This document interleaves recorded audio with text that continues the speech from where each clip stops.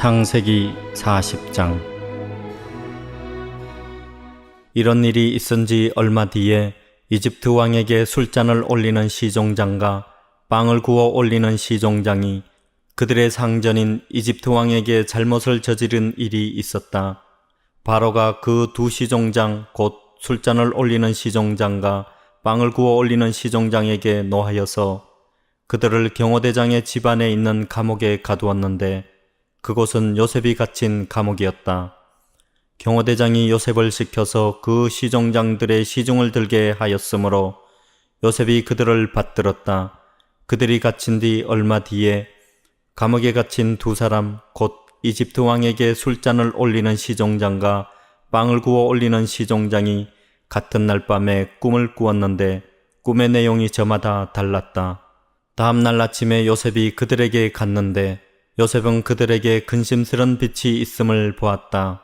그래서 요셉은 자기 주인의 집에 자기와 함께 갇혀있는 바로의 두 시종장에게 물었다. 오늘은 안색이 좋아 보이지 않습니다. 왜 그러십니까? 그들이 그에게 대답하였다. 우리가 꿈을 꾸었는데 해몽할 사람이 없어서 그러네. 요셉이 그들에게 말하였다. 해몽은 하나님이 하시는 것이 아닙니까? 나에게 말씀하여 보시기 바랍니다. 술잔을 올리는 시종장이 자기가 꾼 꿈 이야기를 요셉에게 하였다.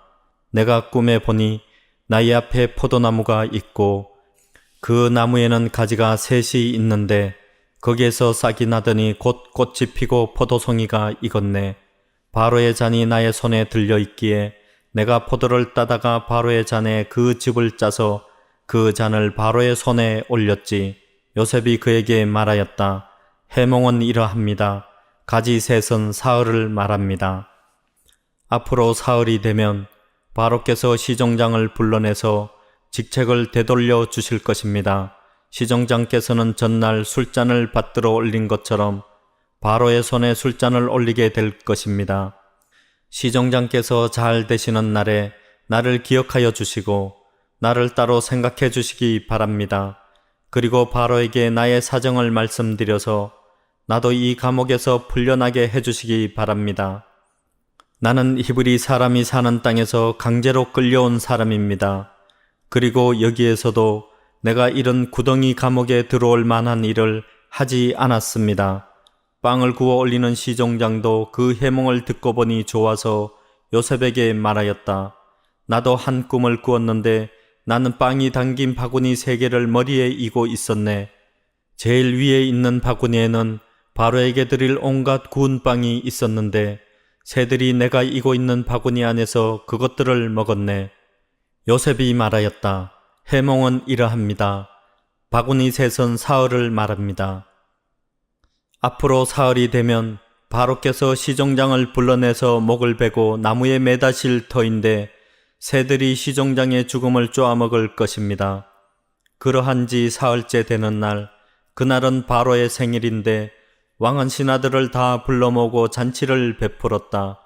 술잔을 올리는 시종장과 빵을 구워 올리는 시종장이 신하들이 모인 자리에 불려나갔다. 바로에게 술을 따라 올리는 시종장은 직책이 회복되어서 잔에 술을 따라서 바로의 손에 올리게 되고 빵을 구워 바치는 시종장은 매달려서 처형되니 요셉이 그들에게 해몽하여 준 대로 되었다. 그러나 술잔을 올리는 시종장은 요셉을 기억하지 못하였다. 그는 요셉을 잊고 있었다. 창세기 41장. 그로부터 만 2년이 지나서 바로가 꿈을 꾸었다. 그가 나일강가에 서 있는데 잘생기고 살이 찐 암소 7마리가 강에서 올라와서 갈밭에서 풀을 뜯는다. 그 뒤를 이어서 흉측하고 야윈 다른 암소 7마리가 강에서 올라와서 먼저 올라온 소들과 함께 강가에 선다. 그 흉측하고 야윈 암소들이 잘생기고 살이 찐 암소들을 잡아먹는다. 바로는 잠에서 깨어났다. 그가 다시 잠들어서 또 꿈을 꾸었다. 이삭 7개가 보인다. 토실토실하고 잘 여문 이삭 7개가 나오는데 그것들은 모두 한 줄기에서 나와서 자란 것들이었다. 그 뒤를 이어서 또 다른 이삭 7개가 피어나오는데 열풍이 불어서 야위고 마른 것들이다. 그 야윈 이삭이 토실토실하게 잘 여문 이삭 7개를 삼킨다. 바로가 깨어보니 꿈이다. 아침에 그는 마음이 뒤숭숭하여 사람을 보내어서 이집트의 마술사와 현인들을 모두 불러들이고 그가 꾼 꿈 이야기를 그들에게 하였다. 그러나 아무도 그에게 그 꿈을 해몽하여 주는 사람이 없었다. 그때에 술잔을 올리는 시종장이 바로에게 말하였다. 제가 꼭 했어야 할 일을 못한 것이 오늘에야 생각납니다. 임금님께서 종들에게 노하셔서 저와 빵을 구워 올리는 시종장을 경호대장 집 감옥에 가두신 일이 있습니다. 저희들이 같은 날 밤에 각각 꿈을 꾸었는데 두 꿈의 내용이 너무나 달랐습니다. 그때 그곳에 경호대장의 종인 히브리 소년이 저희와 함께 있었습니다. 저희가 꾼 꿈 이야기를 그에게 해주었더니 그가 그 꿈을 풀었습니다. 저희 두 사람에게 제각기 그 꿈을 해몽하여 주었던 것입니다. 그리고 그가 해몽한 대로 꼭 그대로 되어서 저는 복직되고 그 사람은 처형되었습니다. 이 말을 듣고서 바로가 사람을 보내어 요셉을 불러오게 하였고 사람들은 곧바로 그를 구덩이에서 끌어냈다. 요셉이 수염을 깎고 옷을 갈아입고 바로 앞으로 나아가니 바로가 요셉에게 말하였다. 내가 꿈을 하나 꾸었는데 그것을 해몽할 수 있는 사람이 없다. 나는 내가 꿈 이야기를 들으면 잘 푼다고 들었다. 그래서 너를 불렀다. 요셉이 바로에게 대답하였다. 저에게는 그런 능력이 없습니다. 임금님께서 기뻐하실 대답은 하나님이 해주실 것입니다. 바로가 요셉에게 말하였다. 꿈에 내가 나일 강가에 서 있는데 살이 찌고 잘생긴 암소 7마리가 강에서 올라와서 갈밭에서 풀을 뜯었다. 그것들의 뒤를 이어서 약하고 아주 흉측하고 야윈 다른 암소 7마리가 올라오는데 이집트 온 땅에서 내가 일찍이 본 일이 없는 흉측하기 짝이 없는 그런 암소들이었다. 그 야위고 흉측한 암소들은 먼저 올라온 기름진 암소 7마리를 잡아먹었다. 흉측한 암소들은 살이 찐 암소들을 잡아먹었는데도 여전히 굶은 암소처럼 흉측하였다. 그리고는 내가 깨어났다. 내가 또다시 꿈에 보니 한 줄기에서 자란 이삭 7개가 있는데 잘 여물고 실한 것들이었다. 그것들의 뒤를 이어서 다른 이삭 7개가 피어나오는데 열풍이 불어서 시들고 야위고 마른 것들이었다. 그 야윈 이삭이 잘 여문 7 이삭을 삼켜버렸다. 내가 이 꿈 이야기를 마술사와 현인들에게 들려주었지만 아무도 나에게 그 꿈을 해몽해 주지 못하였다. 요셉이 바로에게 말하였다. 임금님께서 2번 꾸신 꿈의 내용은 다 같은 것입니다. 임금님께서 장차 하셔야 할 일을 하나님이 보여주신 것입니다. 그 좋은 암소 7마리는 7회를 말하고 잘 여문 이삭 7개도 7회를 말하는 것입니다. 두 꿈이 다 같은 내용입니다. 뒤따라 나온 야위고 흉측한 암소 7마리나 열풍에 말라버린 쓸모없는 이삭 7개도 역시 7회를 말합니다. 이것들은 흉년 7회를 말하는 것입니다. 이제 제가 임금님께 말씀드린 바와 같이 임금님께서 앞으로 하셔야 할 일을 하나님이 보여주신 것입니다. 앞으로 올 7회 동안에는 온 이집트 땅에 큰 풍년이 들 것입니다. 그런데 곧 이어서 7회 동안 흉년이 들 것입니다. 그렇게 되면 이집트 땅에 언제 풍년이 있었더냐는 듯이 지나간 일을 다 잊어버리게 될 것입니다. 그리고 기근이 이 땅을 항폐하게 할 것입니다. 풍년이 든 다음에 오는 흉년은 너무나도 심하여서 이집트 땅에서는 아무도 그 전에 풍년이 든 일을 기억하지 못할 것입니다.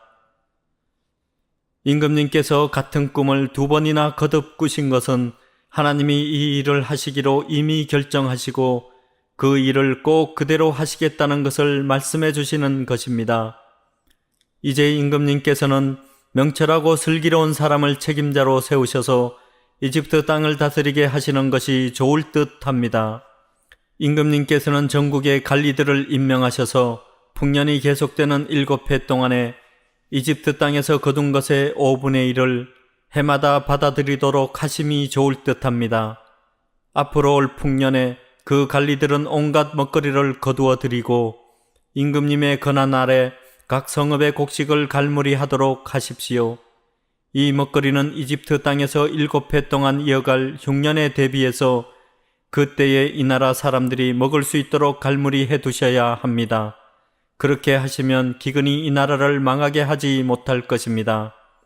바로와 모든 신하들은 이 제안을 좋게 여겼다. 바로가 신하들에게 말하였다. 하나님의 영이 함께하는 사람을 이 사람 말고 어디에서 또 찾을 수 있겠느냐? 바로가 요셉에게 말하였다. 하나님이 너에게 이 모든 것을 알리셨는데 너처럼 명철하고 슬기로운 사람이 어디에 또 있겠느냐? 내가 나의 집을 다스리는 책임자가 되어라. 나의 모든 백성은 너의 명령을 따를 것이다.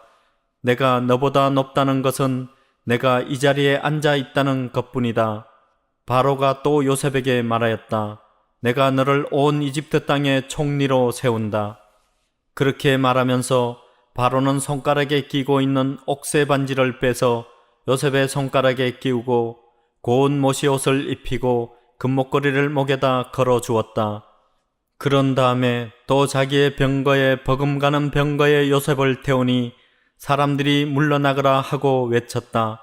이렇게 해서 바로는 요셉을 온 이집트 땅의 총리로 세웠다. 바로가 요셉에게 말하였다.